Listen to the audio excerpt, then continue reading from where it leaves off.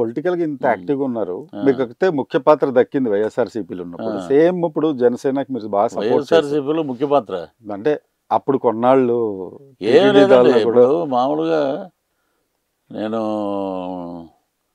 ఒక జర్నల్ అనుకుంటా, అతని పేరు ఏదో ఉంది, అతను అమెరికన్, అతను ఒక ఆథర్ బుక్ రాశాడు. ఒక నార్మల్ డెలివరీకి ఒక తల్లి పడే ఆవేదన 32 పక్కటెముకలు ఇరిగిపోయినంత బాధ కలుగుద్దంట. Richard Henrik. అలాగే డెలివరీ అయ్యాక చాలా ఆనందపడుతుంది. ఈ దరిద్రుడి దగ్గర 10 ఏళ్ళు కష్టపడి ఉండేటట్టుగా అమ్మ బ్రహ్మాండంగా చెప్పాడు, మాట తెప్పడం, మడం తెప్పడం, అది పులివెందుల సింహం, అది ఇది రాజశేఖర రెడ్డి గారి అంశ, ఆ పంచి మీద అంచు, ఇవన్నీ అనుకున్నాం. అది చూస్తే ఏమీ లేదు. ఆ పంచి మీద అంచు అన్నీ ఉన్నాయి, కానీ అయ్యే రాజశేఖర రెడ్డి గారిని పెట్టుకున్నాడు ఈయన వెనకాల. బ్యాక్ డ్రాప్ ఏది, ఆరోగ్యశ్రీ, ఫీజు రీఎంబర్స్మెంట్. సరే, ఇప్పుడు ఇంత ఓపెన్ గా మాట్లాడగలిగే దమ్ము కొంతమందికి ఉంటుంది, అందులో మీరు ఒకరు. మరి అంత దమ్మున్న మీరు కూడా ఒక ప్రజానాయకుడిగా అసెంబ్లీలోకి వెళ్ళి కూర్చున్న, ఒక ఎమ్మెల్సీగా కూర్చున్న బాగుంటుందేమో కదా.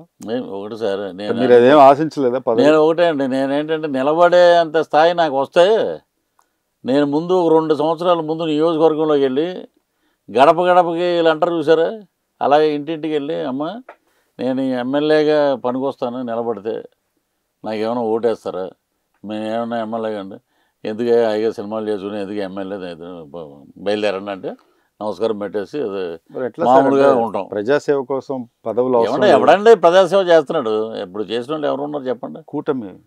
కూటమి ఇప్పుడు వచ్చింది, ఇప్పుడు బ్రహ్మాండంగా చేస్తున్నారు. పిఠాపురం, ఇప్పుడు పవనాపురం, పిఠాపురం అంటే కాకినాడ పక్కన ఎక్కడ ఉంది అనేవారు ఇదివరకు. ఇప్పుడు పిఠాపురం అంటే పవనాపురం అయిపోయింది. వాళ్ళ అన్నమాటలన్నీ రివర్స్ తీసుకున్నాడు. దత్తపేటం శ్రీపాద వల్లభ దత్తాత్రేయ స్వామి, పవన్ కళ్యాణ్ దత్తత తీసుకున్నాడు ఆయన.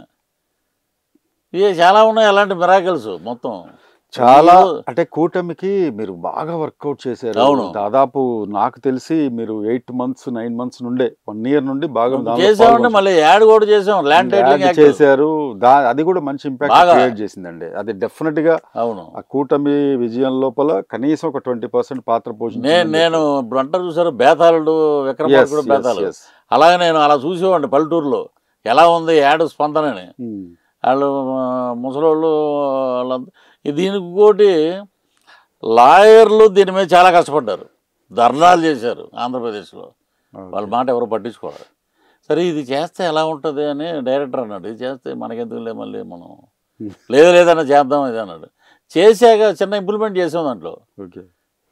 అయ్యా నా దగ్గర ఉన్నది 1 ఎకరం భూమి, రేపొద్దున నా కూతురు భవిష్యత్తు దాని మీద ఉందండి. ఇంప్రూవైజేషన్ అంటే కూలబడిపోతాడు రైతు.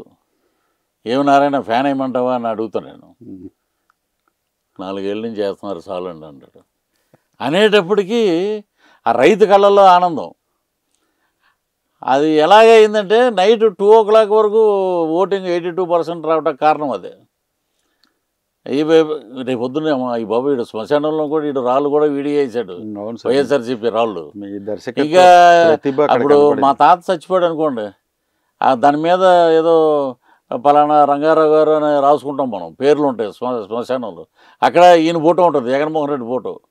ఈ దుస్థితి మనకెందుకు రాని చెప్పి ముసలోళ్ళు మొత్తగా అరకరం సెంటు ఉన్నా కూడా వచ్చి గుద్దేశారు మొత్తం. ఇదే ఎవడైనా సరే ఓటమి నుంచి పాఠాలు నేర్చుకుంటారు. ఒక స్పోర్ట్స్ మ్యాన్ అయినా కానీ, ఒక రాజకీయవేత్త కానీ, ఎవడైనా సరే జీవితంలో జరిగే అనుభవాలను దృష్టిలో పెట్టుకుని ప్రజలకు మనం ఏం చేసాం, ఎందుకు రివర్స్ అయ్యాం, అది వదిలేసి ఒక కుర్చీ వేసి కూర్చున్నాడు. అరౌండ్ 3:30 అనుకుంటా ఇంటర్వ్యూ చూశాను నేను.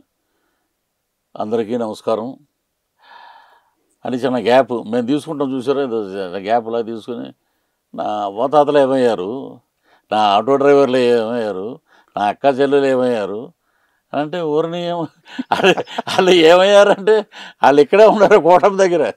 నువ్వు చేసిన అరాచకాలు ఏం చేశాడో ఒకటే అనుకున్నాడండి. వీళ్ళు ఏంటంటే అరాచకాలు. నేను 2 ఏళ్ళ నుంచి చెప్తున్నాను, మీరు అందగరటు ప్రతి చోట ప్రతి ఇంటర్వ్యూలో 136, 21 జనసేన, 21 పార్లమెంట్ అన్నా. అవును, వైఎస్ఆర్సీపీ వాళ్ళందరూ ఈడు అలాగే మాట్లాడతాడులే అన్నారు. నాకు పర్సనల్గా కాల్ చేసి కూడా చెప్పారు 150+ సీట్స్ తోటి గెలవబోతున్నామని. పృథ్వీ గారు నేనే సాక్ష్యం. పదవి ఏమి ఆశించలేదా మీరు నిజంగా? సార్ ఒకటి సార్, అప్పుడు కూడా మేమేం పదవి ఆశించలే. వాళ్ళు ఏంటంటే ఇతను ఉన్నాడు కదా వైవి సుబ్బారెడ్డి, అతను రాజశేఖర రెడ్డి గారు చూడటం, జగన్మోహన్ రెడ్డి చిన్నాన్న ఇవన్నీ ఏదో పొట్టిగా ఎంత ఉంటాడు కుచేరులాగా. వైఎస్ తర్వాత వైవిఎస్ అంటారు కదండి. వైవిఎస్ అని ఏమని చచ్చారు ఏమో మరి. అది వీళ్ళందరూ అక్కడి నుంచి వచ్చిన వాళ్ళు ఆ చెట్టు కొమ్మలే మొత్తం. ఏందన్నా ఎవరు అనుకున్నావు? మా చిన్నాన్న. ఓ సరే అండి నమస్తే అంతే. కేల్గతం దుకాణం బంద్. అంటే మనం చేసిన తప్పులు ఈడు అక్కడ ఉంటే టీటీడీ చైర్మన్, ఎస్యూబీసీ చైర్మన్ ఈడు పక్కన ఉంటాడు, ప్రతిదానికి బ్రహ్మాండ సపోర్ట్గా ఉంటుంది. ఆహా ఓహో అన్న తర్వాత వాళ్ళు అక్కడ ఒక చిన్న కూటమి ఉంది అక్కడ అతని దగ్గర ఆడనకూడదులే పాపం, ఏదో ఏడుస్తాడు మళ్ళీ. వాళ్ళు ఏంటంటే ఏమంటే పొద్దు గారండి ఎక్కడ చూసినా ఎల్ఈడీలు ఎక్కడ చూసినా. నాకు ఇప్పుడు ఎస్యూబీసీ చైర్మన్ అండి, అద్భుతంగా చేయాలని ఉంటుంది. ఒక నటుడు నేను. నువ్వేదో తిప్పి కొడితే నువ్వు ఎంత ఉంది, సాయి కుమార్ అంటాడు, నువ్వు ఎంతరా, నువ్వు పదవి అయిపోతే 5 ఏళ్ళు నీ పదవి పోద్ది, నీ ఎమ్మెల్యే పోద్ది, నీ సీటు పోద్ది, అడుగు తింటాం ఇంట్లో కూర్చుని. మాకు అలా కాదు, రంగు వేసుకుంటాం, చచ్చిపోవరకు యాక్ట్ చేస్తాం. ఈరోజు విలన్ వేయచ్చు, రేపు పొద్దున తాత వేయచ్చు, రేపు పొద్దున ఇంకోటి వేయచ్చు. నీకేముంది నీకు?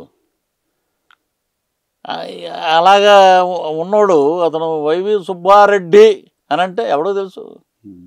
నీ ఒంగోలులో తెలుస్తుందేమో. నీ ఒంగోలులో కూడా బాలినేని శ్రీనివాసరెడ్డి గారు అదొక చరిత్ర. మళ్ళీ ఆయనదో ఒక సందు, ఈయనదో ఒక సందు. ఈ 2 సందులు పక్క పక్కన ఉంటాయి. ఇద్దరు మాట్లాడుకోరు. ఇద్దరు ఒకే పార్టీలో పెద్ద పదవుల్లో ఉన్నారు. ఒంగోలు రాజకీయం అది.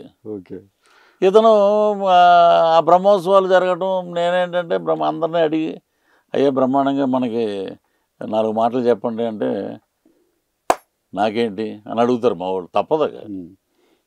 ఒకటి బ్రహ్మోత్సవంలో ఒక ఇది ఈ స్వామి గురించి చెప్పండి ఆ స్వామి అంటారు. సరే ఇప్పుడు టీటీడీకి నాగబాబు గారిని ఏమన్నా నియమిస్తే తెలియదండి. మీకు ఏమన్నా ఐడియా ఉందా? ఒకవేళ ఆయన నియమిస్తే ఎలా ఉంటుంది మీ ఉద్దేశం? అంత స్థాయి నాకు లేదండి. ఇప్పుడు మాలో మాకు శత్రుత్వం పెట్టి మీరు మాలో మాకు కొట్టుకు సావాలని మేము వేడుకు చూస్తామని చెప్పి మీరు ఒకవేళ నియమిస్తే పృథ్వీరాజ్ గారు అలా అన్నారా, పృథ్వీరాజ్ గారు ఎలా అన్నారా? ఇప్పుడు పెరుగులాగా ఉంటే చాలు, మనం మళ్ళీ చెలకటం ఎందుకు, హాయిగా ఉన్నదని. మీరు ఆల్రెడీ చేసి వచ్చారు కాబట్టి. నేను టీటీడీ చైర్మన్.